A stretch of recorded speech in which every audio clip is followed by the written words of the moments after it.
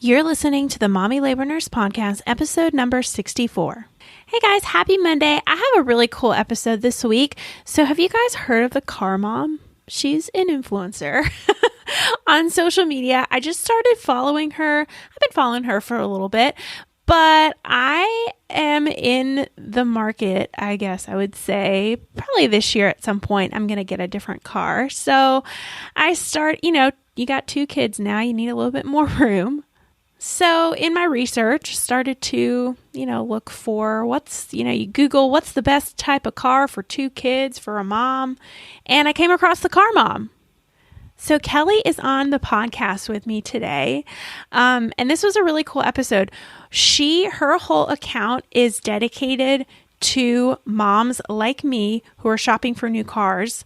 She started her account, The Car Mom, during this pandemic to make car shopping safer and less stressful through regular car video tours from a mom's perspective. She also has kiddos, so she's a mom too. Her engaging and honest car reviews quickly drew a large audience, and since starting her car-specific account, Kelly's areas of influence have expanded to motherhood and female empowerment. Just love her. I just love her account. So yeah, of course, when I started following this account, I was like, this is a super cool account. I need to have you on my podcast because we need to share this information with everyone.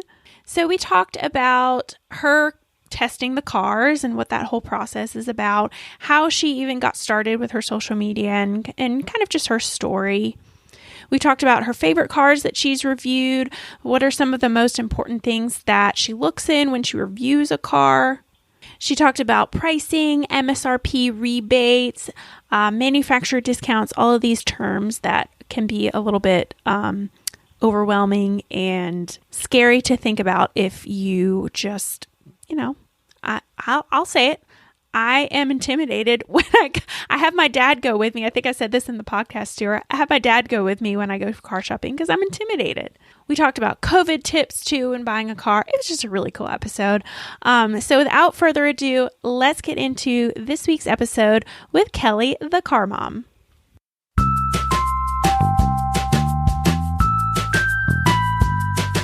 You're listening to the Mommy Labor Nurse Podcast, where we firmly believe in the power of education when it comes to giving birth.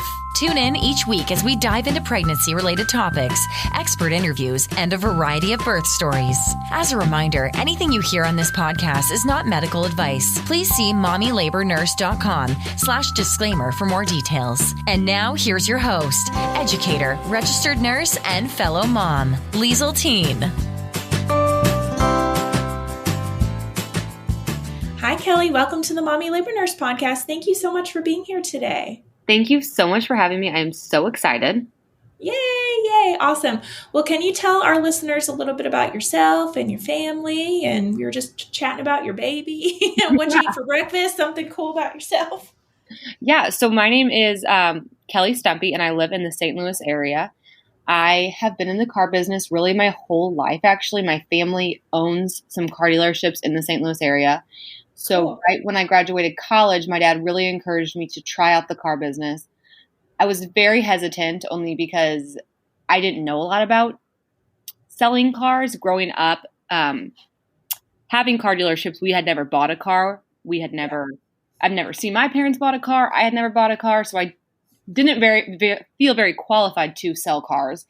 But my dad really wanted me to give it a try. So I decided to do it. And he put me at our BMW store, which I thought was an interesting choice. But he's like, you're going to do great. You're going to do great. So he really encouraged me. But there I was, 22 years old. I had never bought a car before. And I was trying to sell $80,000 BMWs to people 2 to 3 times my age. So it was a little intimidating at first, but I really did enjoy it. And I really took to it quickly. I fell in love with the business and just being able to communicate with people. And I really started to get a new appreciation for cars and just what the right car can do for a person and for their family. However, the car business hours are rough. So after I got married and got pregnant with my son, I kind of had to look at my career and figure out what I wanted to do. So I ended up going part-time after my son was born. Mm-hmm. And then when I got pregnant with my daughter, I was just kind of feeling a little bit, and all working moms can probably relate. You feel guilty for either leaving your kids for a job you don't like, or you feel guilty because you don't want to stay at home with your kids all the time, or you feel guilty because you enjoy your job and you want to leave your kids. It's just every emotion. But at the phase of my life I was when I was pregnant with my daughter, I wasn't really enjoying my job. So I was thinking, gosh, like, do I just stop working? I'm not really getting fulfilled. I don't really want to leave. But my husband encouraged me to just focus on what I know. And I know moms and I know car sales. And that's kind of where the idea of the car mom came out of. And I just realized the lack of resources that were out there for mothers and for families, and how no one was really being their voice in the industry. So I decided to start the Car Mom Instagram, and it started off as just a way that I thought I could maybe sell a few more cars every month and just talk to some St. Louis moms, and, and it's really evolved into a huge Instagram platform. And now I have a YouTube page, and I'm able to connect with moms from all over the country and all different stages of their motherhood, and just being able to provide some insight to them has been amazing.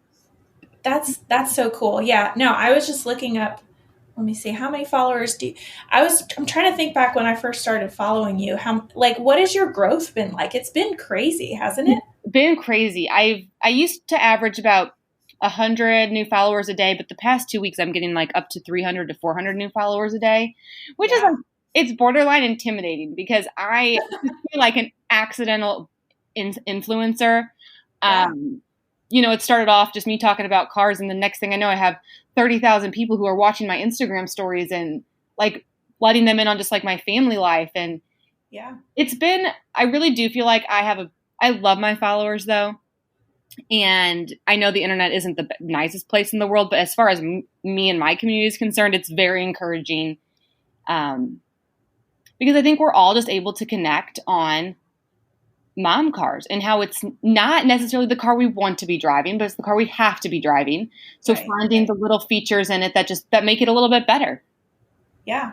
No, I love it. I feel the same way with my mommy labor nurse kind of stuff that I got going, and it gets to a point, I feel like, and I was probably around the same amount of followers where I started to feel, first of all, you have, at least this is how I am. I have total like imposter syndrome. I have imposter syndrome. How am I doing what I'm doing? Right. I totally agree.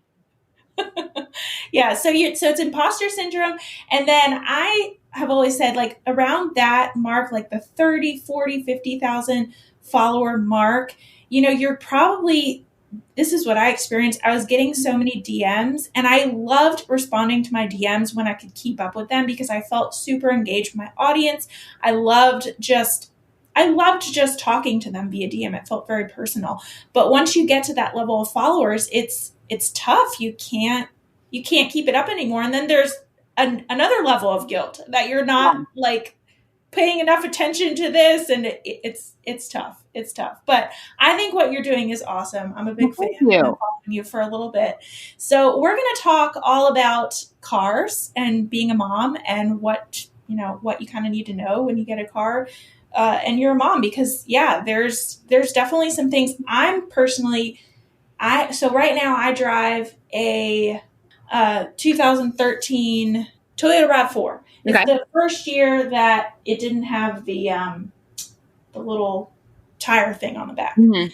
So, but I'm starting to outgrow that now with 2 kids. And if we want to, my husband has a Jeep, but it has a little bit more trunk space than my husband. So it's always the car that we take if we ever go to the beach or, on vacation. But it's like, you're like, man, I think I need to actually get a little bit of a bigger car. So I'm also in the market for, I'm looking at all your stories and all your stuff because I'm definitely in the market to get a new car within the next year.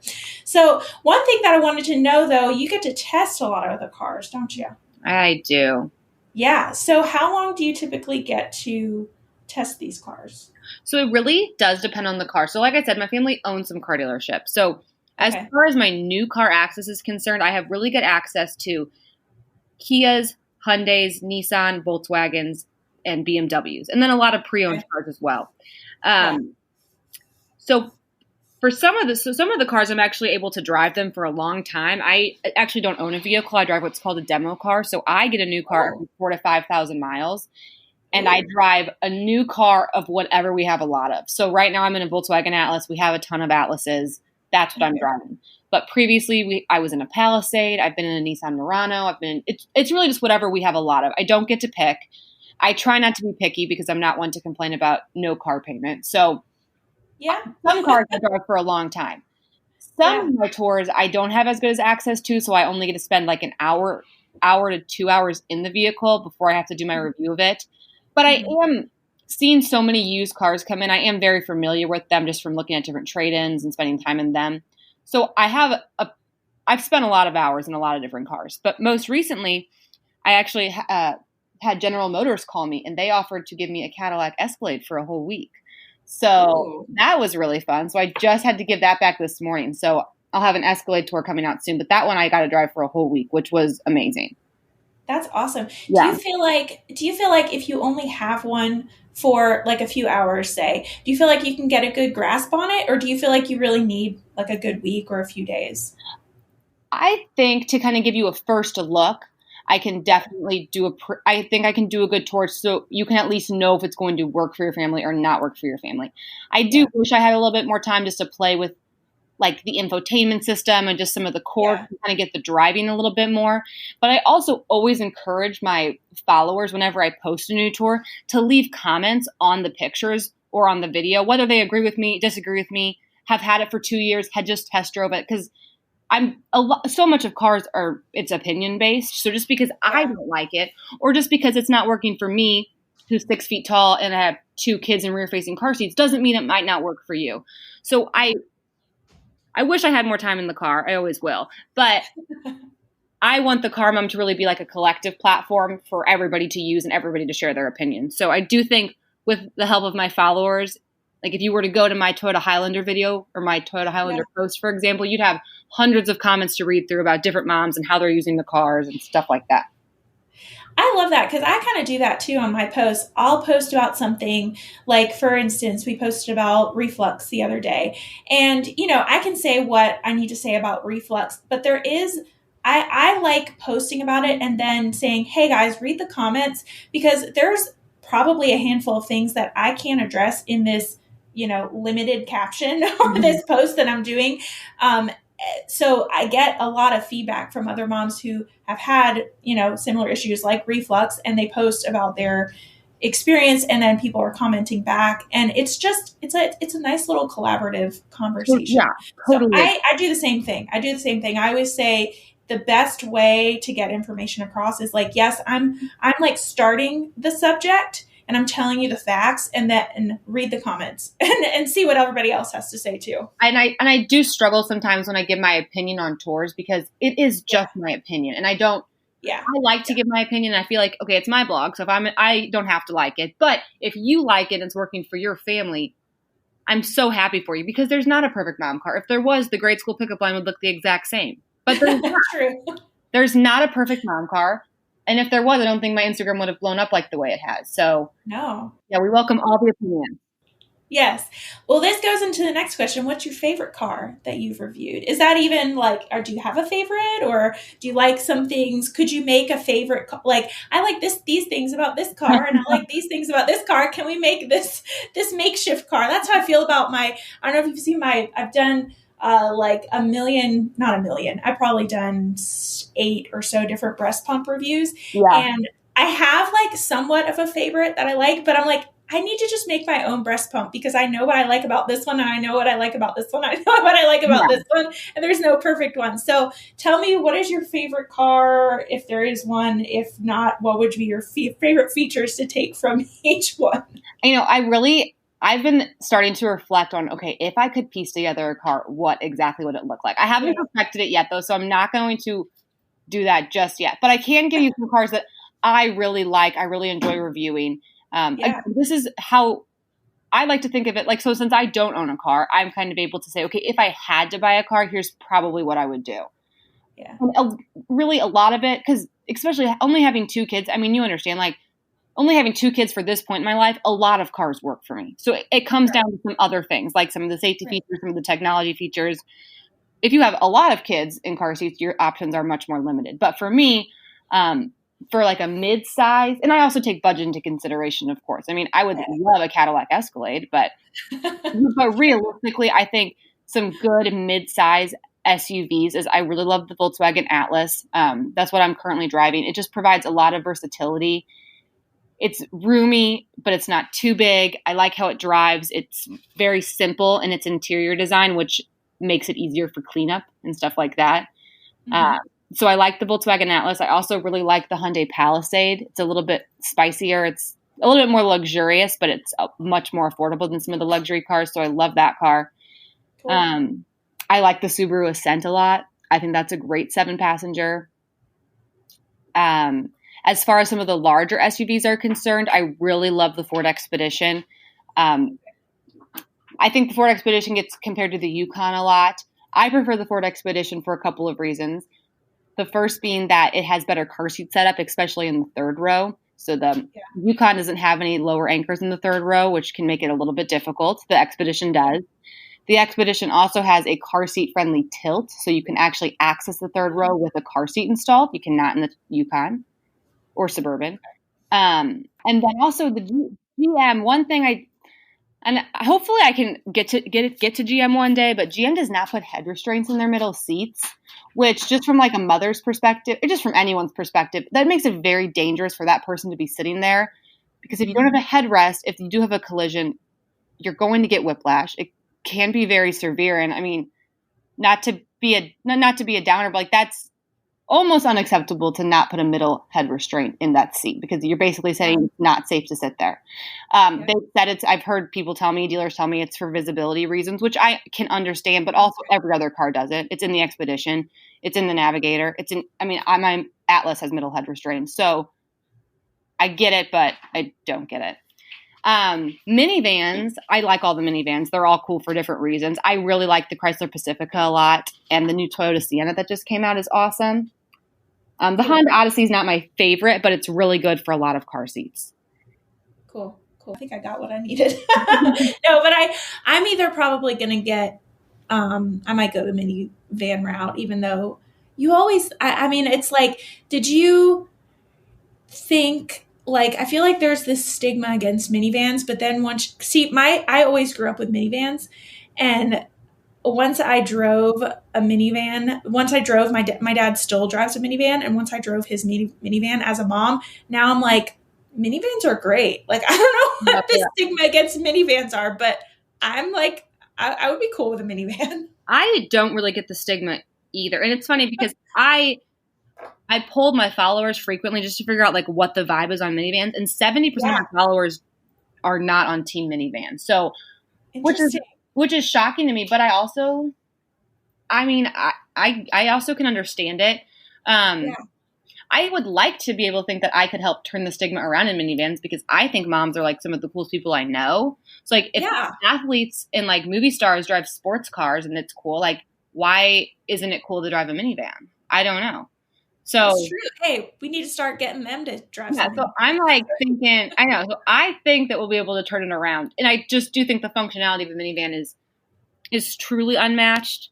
But, one thing I like to talk about on the Car Mom is I also just want moms to feel like themselves in their car and feel cool. And I put a lot of weight behind, I think the manufacturers and the industry in general has just kind of shoved moms in a corner and being like, oh, you have a lot of car seats, drive this car. But I like us to hold on to, if you want to, and if it is what you want to drive, I like us to hold on to some of our identity. And I don't always want to be labeled as a mom in a mom car. Sometimes I want to be a cute girl in the Starbucks drive-through line. So that's true. No, that's a good I like to welcome it all. Yeah, no, I love it. Well, we've already started to talk about some of the important things that you look for it when you review a car. You've mentioned the headrests on the third row, or the second row, I guess, or the third row. This is just the middle seat. Middle seat, yes. Of either row. So you mentioned that. That's an important thing. What are some of like the most important things you would say that you look in when you review different cars? Well, I just always like to look at, and this is something I encourage people to do, is just to think about the functionality of the car as it's going to grow with your family. So a lot of people will, buy an SUV. They're pregnant with their first child. Okay, I'm going to buy this big SUV. Okay, this is going to be my mom car. And I think that sometimes they don't always forecast how that is going to play out through the next several years of them owning the car. Because if you're going to finance a car for 6 years, you're going to want to make sure it works with you through all 6 years. So right. I think that some people look at how it's going to work for them now, but okay, what about when you have 2 more kids? Okay, what about when your oldest kid goes forward facing? When he's forward facing and he's in the third row, how is he going to get to the third row? Is he going to be old enough to buckle himself? So just kind of really thinking through the next 6 years of your life, which can be hard to do, especially for first-time moms, because they don't necessarily know what that looks like. No. I mean, it's got to check the box for me there first. And then there's definitely some comfort features that I like. Like I love a power tailgate. I think that's one of the most helpful features for a mom, being that you just have to hit a button on the tailgate and it opens, and then you hit a button and it automatically closes. So if you got your hands hold up. What is that? A power tailgate? Power tailgate. Well, it will change your life. Okay. So obviously I don't have one. You would just press a button on the top of the trunk and your trunk would close. So if you got a week's full of groceries out there, you wouldn't have to worry about so I think that's huge. I really like some of the safety features that are coming out in cars, like blind spot and automatic braking. While crash safety ratings are important, I think crash prevention technology is just as important, because if we can prevent crashes, that's even better than, keeping you safe in them. Yeah. And then I like a lot of cup holders. I'm not going to lie. I'm leading the petition for 3 to be the new industry standard, because I never leave my house without a water and a coffee. And then my poor husband just has nowhere. He has to hold his own drink. So I would like 3 cup holders in cars. So I like a lot of cubby spaces or a lot of cup holders. And I think that's kind of my short, long list. Sure. Yeah. No, I love it. And I'm thinking about the cup holder situation too, because I have 2, in the middle, and then there are ones on the door, but they never fit really what the right cups. I know. It's like I can fit a little skinny water bottle. Well, Lisa, they've come a long way. So when you're test driving, you just go ahead and bring your big Gatorade bottle, and I think you're going to be surprised. That's a good idea. Hey, bring your normal cup that you use when you go to test drive cars. 100%. Sure. That's a good tip. Well, awesome. Well, let's talk about some deal breakers. If this car has this, it's like a no-go. I can't get this car. Do you have any deal breakers that you have? Well, I would say, I think one thing that people don't consider is how much room a rear-facing car seat can take up. And especially, you can't just think about it from your height, but also like your significant other or your husband's height. So you want the flexibility to be able to fit a rear-facing car seat behind both seats. And again, I think especially first-time moms who want to get that first SUV, you assume, okay, it's an SUV, it's got to be good for car seats. And in reality, there are some very large SUVs, good mid-size SUVs that simply cannot safely fit a rear-facing car seat comfortably. So that to me is a huge deal breaker. You're definitely going to want to have the room. But besides that, I mean, I do think that there's some safety ratings, like some of the safety ratings on cars I think are important. And I hate to point out a car in specifically, but like the Dodge Durango is a popular SUV. A lot of moms like it because it's kind of like that sporty SUV. But in reality, the crash ratings on it are just so bad that I just couldn't comfortably give that car my seal of approval. A lot of the Jeeps don't have great safety ratings either. So, and I want everyone to do what they're comfortable with, and everyone, can make that decision for their family themselves. But you got to make sure your car seats fit. And then I would opt for getting the safest car you can afford when possible. Yeah. No, I love it. Do you recommend, I guess, bringing your car seat with you, like when you go to shop for cars? Absolutely. Or is that really I'm sad that people don't even think that's an option. And I think that's kind of on us in the auto industry, that if we're not making mothers feel comfortable doing that, then that just makes me sad, because I used to sell cars at the BMW store, and we'd have people bring their golf clubs all the time because they wanted to make sure the golf clubs could fit in the trunk of their convertible. And for mothers to not feel comfortable or knowing that they can do that is like a message I'm really trying to get out there, because I think you absolutely should do that. You can ask to be with the car alone. You can ask for an extended test drive. And, I get that you don't want to have a salesperson breathing on your back while you're trying to install your car seat. So you can just say, hey, this is going to take about an hour. I just need to be alone with the car for about an hour. And They're going to let you do it. And if they're not going to let you do it, then they're not someone I'd give your business to. But see you later. It's absolutely a reasonable request. And I wish people did it more, because I can probably count on, it's probably been less than 10 times I've had a family do it. Now I make families do it, now that I'm realizing it. Like, I won't sell a car to a family till they try their car seats in it. But previously, it hardly ever happened. Yeah, no, that's super important. I something that I've just thought about now talking to you, like, oh, I probably should bring my car seat just to make sure. Because, you generally kind of know how big your car seat is, but you never really know until you put it in the car. Yeah, and a salesperson might, not that they're trying to be deceitful, but they might say, no, I've seen this car, of course, even if it's an Odyssey, it's a minivan, of course it can fit car seats. Well, do it anyway. Yeah. Please do it for me. Just see how it looks. Just see how it looks. And I would also encourage families, I think that a question that gets asked, I get the question a lot, is, hey, do you know if 2 Graco car seats can fit in this car? And I find that some people get so married to their car seats because that's what they have, and they think they need a new car, when in reality, sometimes they just need new car seats. So I haven't really decided what I think is more important. I think it kind of depends on if you love your car seats or if you love your car. But if you think you need a new car, but maybe it's not in the budget, or you really do love your car, but you just don't see how you're going to fit 3 car seats in it, I would first encourage you to look at your car seats, because there are slimmer car seats. There's different combinations that can work, and you can always consult a child passenger safety tech if you have more questions. But sometimes investing $300, $400, $500 in new car seats can make your car work longer than having to go out and buy a new $40,000 car. That's a very good point. Yeah, that's a big money saver. If you think in when you're thinking about it, you're like, my car seat costs $200. Why am I going to, just drop $400 or $500 on new car seats? Yeah. But it's like, no, actually that saves you money versus buying a whole new car. And I get it. A car is way more fun to buy than car seats. And believe me, true. I just recently ended up buying all new car seats for my kids, because I just wanted, with me being in and out of a different vehicle all the time, I wanted a more versatile, slim car seat. So I went out and bought some Kleck car seats, which is a great brand.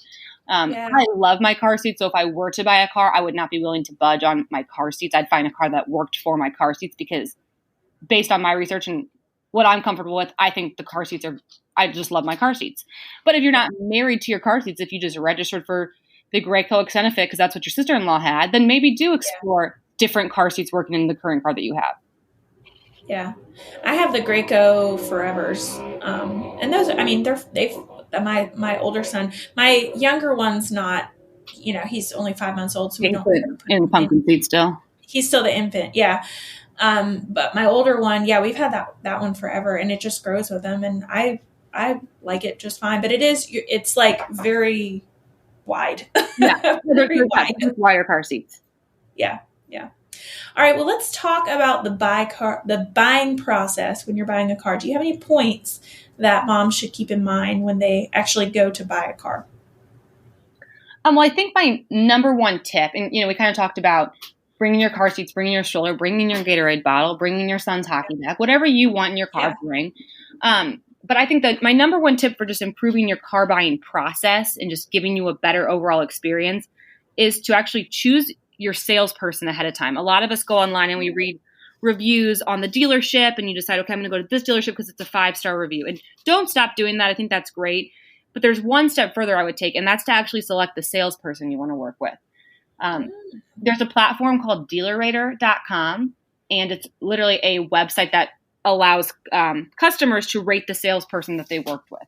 I love the platform because, a couple of reasons. One being that there's a 25 minimum word count, so it has to be a detailed review. It can't just be like, Kelly was great. Okay. Kelly was great because of X, Y, and Z. So I love being able to choose your salesperson ahead of time, because while I'm out here on the battlefield trying to improve the stigma of car salesmen, I know that I have an uphill battle, and there's still a lot of car salesmen who you might not jive with and you might not want to work with. So being able to choose your salesperson, maybe give your business to a mother, to a father, to another woman, to whoever, just someone with great reviews, I think will get you a better deal. It will improve your experience. They'll be more knowledgeable. Because if you don't do that, then you risk just driving up, having the salespeople prejudge you before you even get out in your car. Then they're deciding if they want to work with you. And then you're probably not getting the best salesperson there, because I guarantee the best salesperson is busy with other customers, busy making phone calls, busy on test drives, not sitting there waiting for you to pull up. So that, if you do nothing else, choose your salesperson ahead of time. It will drastically improve your experience. I would have never thought to do that, but that is a great tip. Yeah, that's my number one tip. Cool. Well, let's talk about pricing and MSRP and whatever that is. MSRP, rebates, manufacturer discounts, all of this stuff that I know nothing about, and why I bring my dad with me when I bought my last car, because I'm like intimidated by all of these numbers and these words and everything. So can you explain what MSRP, rebates, manufacturer discounts, all that stuff? So we're not, because ideally I want to be empowered when I'm walking into the car dealership and know what this stuff means, and not get taken advantage of. For sure. So we'll focus on new cars, because used cars are much more straightforward. It's the price is the price. I will say, in my experience with used cars and just the way that the industry is going, that online prices on used cars are a very competitive price, and at a lot of dealerships, it truly is their best price. It would do dealerships spend thousands of dollars every month to make sure their cars are priced appropriately. So it would do the dealership no service to overprice their car by $2,000. We don't try to make thousands of dollars on cars anymore. We try to make them quick. We try to sell them and then move on. So, but new cars, it does get a little bit more complicated, because there is an MSRP, which is a manufacturer suggested retail price, which is what it's just the sticker price. Honestly, it means nothing. Off the MSRP, well, then the car dealership has to buy the car for what's called invoice. So then they have their invoice price. So for easy numbers, let's say you're looking at a $40,000 car, and then the invoice is $35,000. So the dealership technically, as it starts, has $5,000 markup in it. Okay. It's a lot less than that. Most of the time, the markup on a new car is anywhere from like 4 to 8%. So it's not, it's not thousands of dollars. There is something called rebates on top of that, and rebates are basically a discount from the manufacturer that don't cut into the dealer's markup. So rebates are also, sometimes they're national, sometimes they're regional, but rebates would apply to any Kia store. So if you go on KiaUSA.com, you type in your zip code, they will tell you the rebates available on every Kia Sedona or on the Kia Sedona. So you can go to any Kia dealership and they're going to honor those. On top of the rebates, you can ask for a dealer discount, and that would fall into that 4 to 8% range. So it really just depends. I would definitely watch the manufacturer's rebates, because, if the dealership has, if Kia has good programs on their car, you're going to get a bigger discount, and it does change month to month. And people always say, well, the dealer says it's the end of the month and the price isn't going to be good tomorrow. And I think that's just a ploy. But in reality, it's really not. The programs do change every month. Dealerships do not know if the programs are going to stay month to month. We don't find out until the rest of America finds out, which is crazy to me. But I guess my tip would be, look at the MSRP and then know that there's going to be discounts from the manufacturer, and then there's also going to be discounts from the dealer, and they are separate. Gotcha. Okay, cool. All right, well, let's talk about APR, because another term that I'm not super familiar with cars is APR. What is APR, and what does it mean to have like 0% or another percentage of APR? Yeah, so APR is annual percentage rate, and it's basically it's an interest rate. Same thing you have on a credit card, same thing you have on a home loan. Almost all car loans, though, are simple interest loans, so there's no early payoff penalty. So it's basically the cost to borrow the money. So there's a lot of different banks that you can finance a car through, including the manufacturer. So you can finance through Volkswagen, you can finance through Ally, you can finance through Bank of America, whatever bank you choose.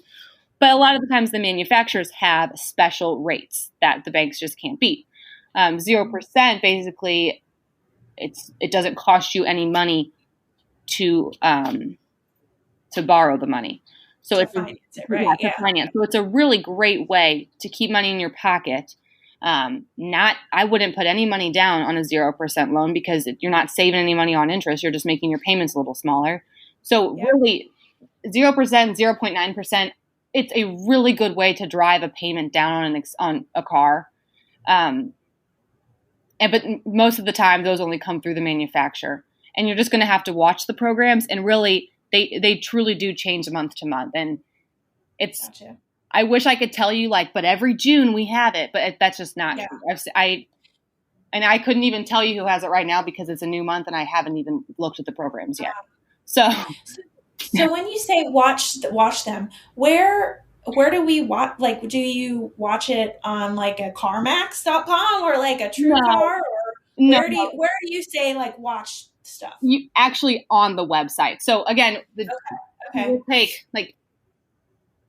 if you go to Kia.com, you can find the rebates and incentives on that specific car. You can see the specials, the finance specials. That is going to be from Kia.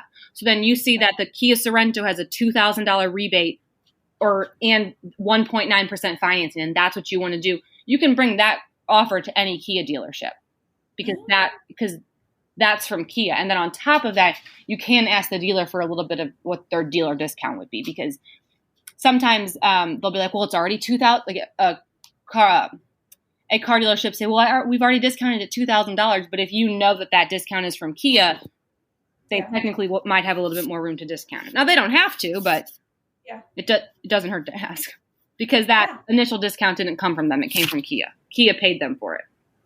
Gotcha. Okay. I think I got it.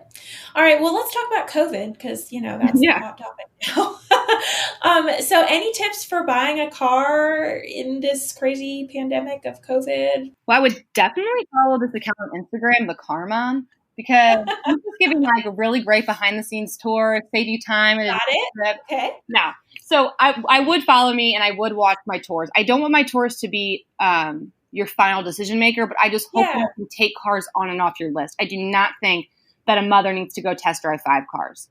I want you to watch my tours. I want you to be like, okay, I see that car's not going to work. Okay, I love the look of that one. And maybe go test drive 2. I truly believe if you do your research, I don't think you need to test drive 5. If you want to, power to you. Just limiting. So that definitely helps. I would also schedule an appointment. I would and I would let the salesperson know of your comfort level or just what you're comfortable with. By choosing that salesperson ahead of time, you can be messaging them saying, I live with someone who's high risk. Can you meet me outside? Can you have the car pulled up? Can we do no contact? They're absolutely going to do that. Yeah. I would also encourage you to watch a lot of tutorials and do a lot of research ahead of time, only because a lot of dealerships aren't allowing salespeople to drive with you or even sit in the car with you just because it is close quarters. So they might not be able to show you how to set up the Bluetooth or how the Apple CarPlay works. So, but the good news is if you YouTube Apple CarPlay 2021 Subaru Ascent, the video's going to come up. So any features that you're interested in that you might want demonstrated to, I would just encourage you to watch a video on.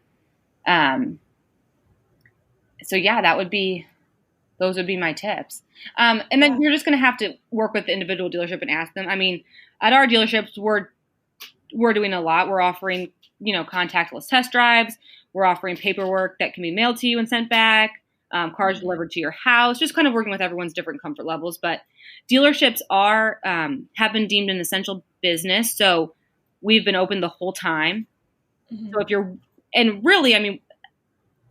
it's kind of business as usual here. So, obviously everyone's masked and we're, social distancing, but if you wanted to come in and buy a car, you still can. Yeah. Yeah. It's not like you have any real limitations. Right. No, that makes sense. Those are good. Those are good tips. Well, Kelly, where can we find you on social media? I know we've said this, you're the Car Mom, but tell me all your social media. I know you have a YouTube channel, and your website and everything. Tell us where we can find you. Yeah. So I'm the heaviest on Instagram right now at the _car_mom. I also have recently started a YouTube page where so right now my tours are on my Instagram, but I'm transitioning my tours to YouTube just because it allows for, it's longer. Yeah. It's longer. And honestly, I don't really love Instagram's IGTV setup. It's just very difficult to find tours. And as I started doing, now I have 20, 30 tours on there. It's difficult for people to look through them. So my tours are now on YouTube. You can find me on YouTube. Just at the Car Mom. And then I have a Facebook group. It's really cool. It's a private Facebook group. You have to be following me on Instagram to join, but it's called the Car Mom Crew.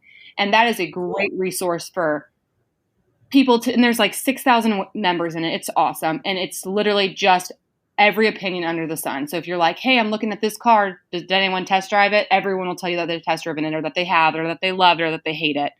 I'm sure you guys are all in like mom groups on Facebook, and everyone's always like, who knows a good mom car? And then everyone gives the recommendations. Well, I was like, you know what? I'm just going to create my own Facebook group for it. Yeah.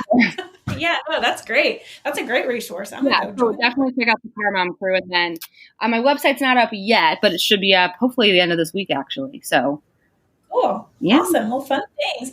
Well, thank you so much for joining me. I think this is a great episode of great information episode for anybody who's looking to buy a car. Thank you so much. Definitely. No problem. Thank you so much for having me. Are you looking for birth education? Did you know that I have 2 fabulous birth courses that are super affordable? Well, I do. Head over to mommylabornurse.com/podcast to take a short quiz to see which birth class is for you.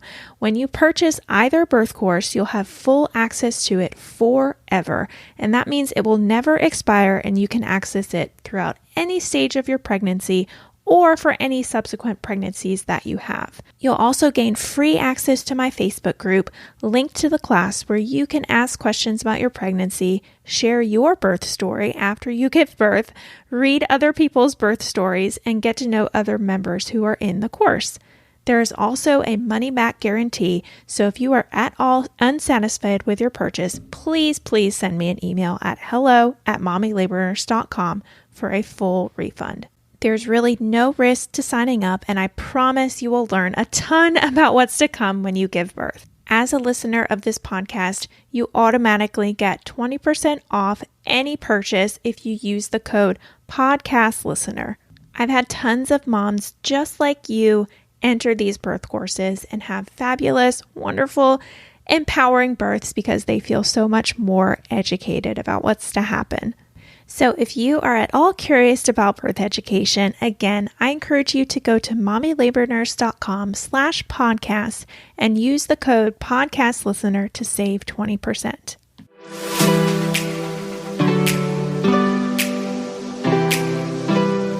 All right, so that is it for this episode of the Mommy Labor Nurse podcast. You probably follow me on Instagram because that's probably where you came from. But if you don't, head over to Instagram and follow me at mommy.labornurse for more. That is certainly where I am most active. I also now have a separate Instagram for just this podcast, so I encourage you to follow my second account at mommylabornurse.podcast as well if you want podcast updates. Again, that is at mommylabornurse.podcast. As always, you guys know that I also have a website where I have tons of articles all about pregnancy, birth, breastfeeding, newborn stuff, and more at www.mommylabornurse.com. I want to hear more from you on how much you love this episode of the podcast or how you think I can improve. So leave me a comment on one of my pictures, send me a DM, or send me an email with all the love. All right, guys, I will see you same time, same place next week.